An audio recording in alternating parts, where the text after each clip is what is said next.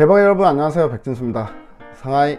오늘 시장이 너무 많이 빠졌대. 그래서 우리 대박님들이 좀 걱정이 되실 것 같아서 오늘은 또 시황 관련돼서 시장 하락과 관련된 이야기를 좀 진행을 해봐야 될 것 같습니다. 그리고 이제 그 에스트팜도 이제 고점에서 좀 조정이 나오고 있는 상황이죠. 그래서 에스트팜이 이제 전환사채 물량 발행이 있었는데 그거에 대해서도 어느 정도 좀 해석을 해드리는 그런 시간을 좀 가지면 좋을 것 같은데, 뭐 가장 중요한 건 시장이죠. 왜냐면 시장이 좀 큰 폭으로 하락을 하면요, 사실 이제 모든 종목들이 다 영향을 받기 때문에 시장에 관련된 이야기를 좀 해야 되는데, 그리고 이제 우리는 이제 어떻게 대응하면 좋을까, 그런 이야기를 먼저 좀 진행을 해보겠습니다. 일단 시장이 하락한 이유는 크게 표면적으로는요, 이제 금리 상승과 환율 상승, 이걸로 이제 살펴보시면 됩니다. 간단하게 어제 이제 미국장에서 다우존스는 올랐는데 이제 나스닥은 1.3% 폭락을 했잖아요. 이건 뭐냐면 다우존스가 올랐던 이유는 금융주 쪽으로 이제 매기가 몰리고, 그리고 기술주 또 성장주, 바이오주 이쪽에서는 이제 매도가 나왔다. 많이 쏟아져 내렸다. 이렇게 이제 보시면 되는데, 그 이유가 당연히 이제 금리가 갑자기 급격히 상승하는 현상이 나타나고 있다는 거죠.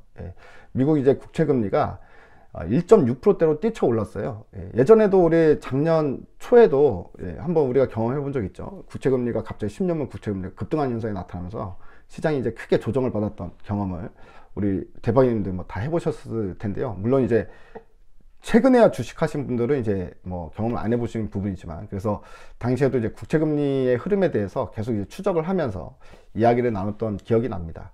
그러니까 이제 보통 보면은 10년물 국채금리가 1.5%대에 있을 때는요, 크게 우려가 되진 않아요. 그러니까 이것 때문에 주가가 움직이지는 않습니다만, 갑자기 급격하게 너무 빨리 뛰어오른다거나 이러면 이제 시장이 스트레스를 받기 시작하는 거거든요. 그래서 미국 국채금리가 1.6%대로 이제 급등을 나왔다. 그러다 보니까 환율도 이제 급등이 같이 나오고 달러 강세 현상이 나타나고, 그러다 보니까 이제 원환율도, 지금 원엔 환율도 1200원 근처까지 이제 올라온 상황이거든요. 1200원이면은 제가 예전에도 한번 유튜브에서 업로드할 때 이런 말씀 드린 적 있죠. 1200원이 넘어가면 외국인 매도가 좀 많이 쏟아진다. 그렇기 때문에 시장은 출렁거릴 수 있다. 이런 얘기를 했었던 기억이 있습니다. 그러니까 지금 현재 이제 상황을 보게 되면 오늘 밤에 FOMC 의사록이 공개가 돼요. 근데 지난번 FOMC에서 뭐가 결정이 됐습니까? 테이퍼링 속도를 높이기로 결정을 했잖아요. 그래서 당연히 매파적인 이야기가 있을 것이다. 근데 시장에서 예상하는 것보다 더 심한 매파적인 분위기가 요즘 형성되고 있는 것 같아요, 미국에서. 그러다 보니까 시장이 이거에 대해서 발작을 하고 있는 부분이다. 그래서 금리가 뛰쳐 올라가고 막 성장주도 떨어지고, 이런 상황이 이제 어젯밤에 나타난 현상이다라고 보실 수 있는데요. FOMC에서 의사록을 공개를 보면 어느 정도 이제 예상을 해볼 수가 있을 것 같은데, 결국엔 테이퍼링을 이미 진행하는 거니까 이제 이슈가 아닙니다. 문제는 금리 인상을 언제 시작하고 얼마나 큰 강도로 하느냐, 이 부분이 시장의 관심사다라고 보시면 되는데요. 일단은 뭐 3월 달에 테이퍼링 끝나자마자 바로 금리 인상을 실시할 거다라는 의견도 나오고 있고, 올해 최소한 2번 이상 금리 인상을 할 거다라는 이야기도 나오고 있습니다. 이런 이야기 때문에 사실은 어떻게 보면 시장이 좀 약간 충격도 받고 스트레스도 받고 있는 모습이다라고 볼 수가 있는데요. 뭐 제가 봤을 때는 일단 테이퍼링이 끝나면 연준에서 어느 정도 시간을 벌 수 있는 시간은 있다고 봐요. 그래서 금리 인상을 올해 할 것 같긴 합니다만 한 차례 정도 하고, 내년 초에 좀 내년에 가서는 금리 인상을 여러 번 할 수 있지만, 올해는 좀 어느 정도 오미크론도 발생됐는데 하루에 100만 명 이상 확진자가 나오고 있지 않습니까? 이런 부분도 좀 감안을 해야 된다. 제가 연준이라면 일단은 테이퍼링이 마무리가 되면 어느 정도 시간의 간격을 두고 금리 인상을 할 것 같아요.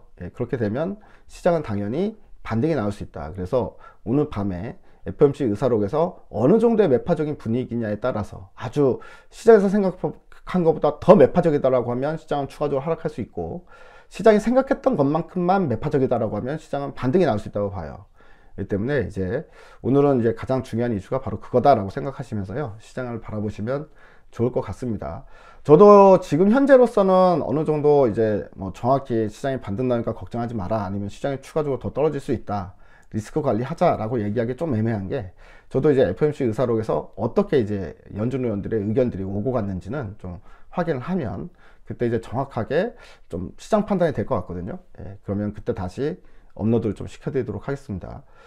그렇기 때문에 이제 지금 현재로서는 대박이님들께 말씀드리고 싶은 건 관망 분위기라는 거예요. 너무 공격적으로 지금 매수에 들어갈 때도 아니고, 그렇다고 막 이것저것 다 손에 쥐는 대로 다 팔아야 될 때도 아니다.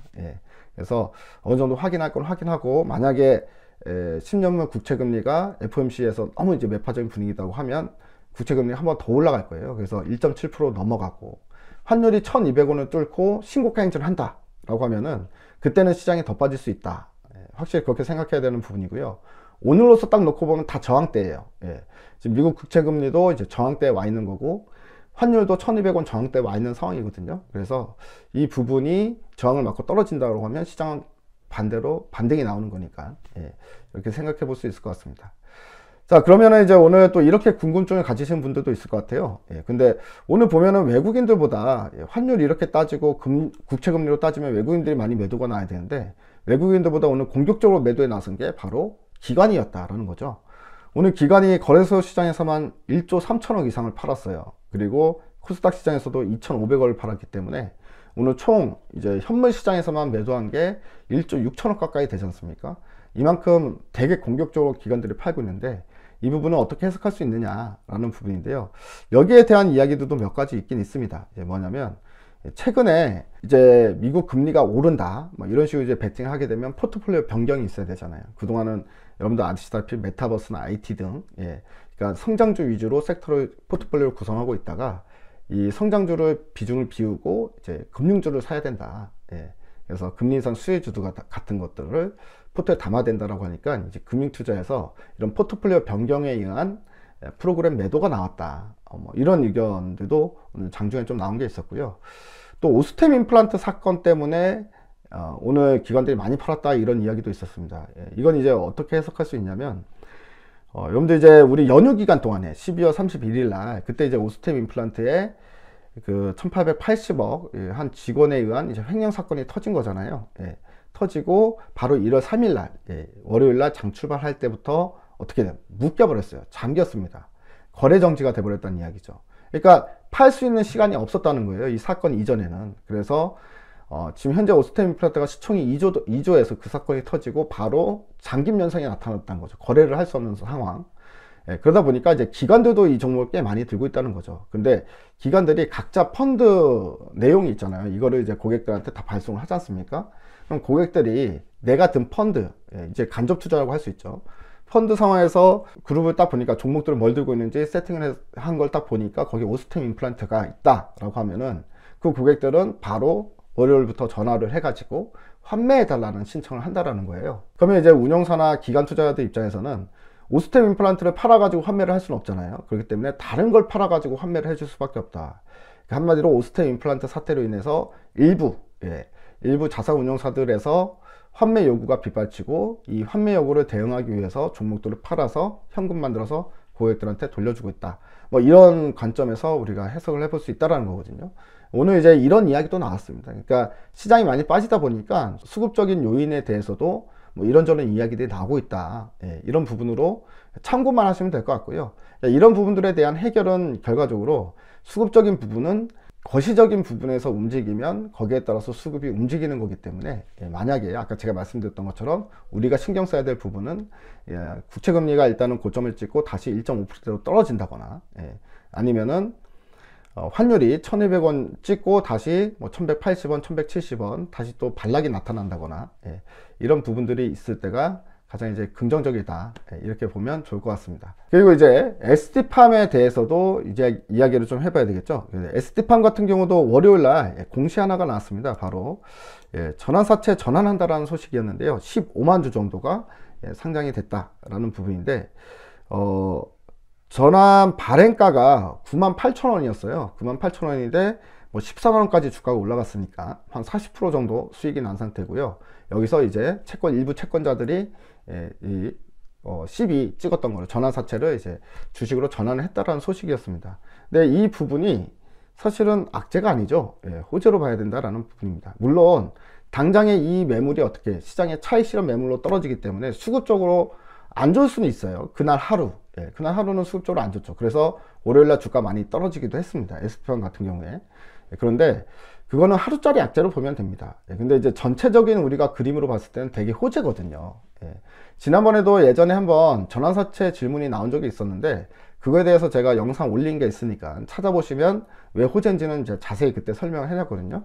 오늘 다시 한번 좀 짧게만 간략하게 말씀드리면, 재작년 말이었죠. 그러니까 이제 2020년 말에 그 ST팜이 전환사채 발행을 합니다. 1,100억 원을 발행을 해요. 근데 이 자금으로 가지고 그 이후에 작년에 뭐가 나왔습니까? 계속 시설 투자 공시가 나왔잖아요. 결국엔 증설을 하기 위한 돈이 필요하고 이 돈을 위해서 사채를 끌어다 썼다라고 생각하시면 됩니다.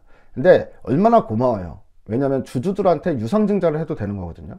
1,100억 유상증자를 해서 주주들한테 이 부담을 떠안긴 게 아니라 돈을 빌려왔다라는 거니까 주주들 입장에서는 오히려 시비 전환이 나한테서 돈을 뜯어가는 것보다 훨 낫다는 거죠.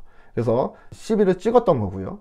1년이 지나니까 이제 전환 청구권 행사를 할 수 있게 된 겁니다. 그러면 채권자들이 원하는 만큼 자기가 전환 청구를 하는 건데, 근데 이걸 어떻게 생각하면 되냐면 그만큼 돈을 안 갚아도 된다는 이야기잖아요. 1,100억 원을 ST팜이 갚아야 될 돈인데 이게 주식으로 전환이 됨으로 인해서 그만큼은 안 갚아도 되는 돈이 되는 거기 때문에 이 CB 전환권 행사는 사실 ST팜이나 우리 주주들 입장에서는 상당히 긍정적인 이슈입니다. 물론 ST팜을 단타 치려고 들어간 사람들한테는 악재가 될 수 있겠지만, 우리같이 ST팜은 뭐 2년 3년 보면서 아주 큰 그림을 보고 있는 사람들 입장에서는요, 이 돈이 굳힐 수 있다라는 관점에서 봐야죠. 그렇기 때문에, 그리고 전환 물량이 나오는 그날 딱 하루만 주가가 떨어집니다. 그게 또 해소가 돼 버리거든요, 다음날부터. 그러니까 어떻게 됩니까? 오늘같이 주가가 급락이 나오는데도 ST팜은 다시 저점에서 들어오면서 다시 끌어올리면서 마감이 되잖아요. 이런 부분들을 봤을 때 이 전환 청구권 행사가 중간에 또 나타날 수 있겠지만, 그런 거에 너무 신경 쓰지 않으셔도 된다. 우리 대박님들 아시잖아요. 느낌 아시잖아요.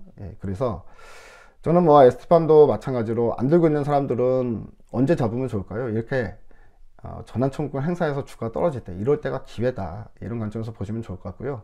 저는 위메이드도 마찬가지라고 봅니다. 위메이드도 최근에 이제 성장주도 매도 현상 나타나고, 게임주에 대해서, 게임 산업에 대해서 정부 정책이 규제가 아직까지 이제 정립이 안 되고 있는 상황이에요. P2E가 이제 처음 시작되는 거잖아요. NFT 게임이. 그렇기 때문에 여기에 대한 불확실성으로 인해서 게임주들이 전체적으로 하락을 하기도 했습니다만, 사실은 이 정책적인 부분은 시대 흐름에 맞춰서 가겠죠. 그렇기 때문에 정책은 완화되는 관점으로 점점 가지 않을까 싶은 생각이 듭니다. 4차 산업혁명을 키우겠다라는 입장에서는 규제보다는 완화로 가는 게 맞죠. 그런 스탠스를 유지할 거다라고 생각하고요. 오히려 이렇게 많이 빠질 때가, 위메이드 같은 경우도 다시 한번 15만원에 못 산 사람들은 다시 한번 15만원대로 내려왔을 때가 기회가 되지 않을까, 이렇게 또 생각을 해봅니다. 여러분들 오늘 시장이 좀 힘들지만 너무 크게 겁먹지 마시고요. 이럴 때일수록 이제 나오는 뉴스나 이슈들을 잘 보면서 그때그때 순간적으로 잘 판단을 해야 됩니다. 그렇기 때문에 그냥 단순히 많이 떨어진다 팔 동동 그러지 마시고, 그럴 때일수록 더 시장에 나오는 뉴스를 유심히 들여다보면서요, 성공 투자 하시기 바랍니다. 우리 대박인들 올해 대박 나셔야죠. 모두들 대박 나시는 한 해 되시기 바랍니다. 대바이.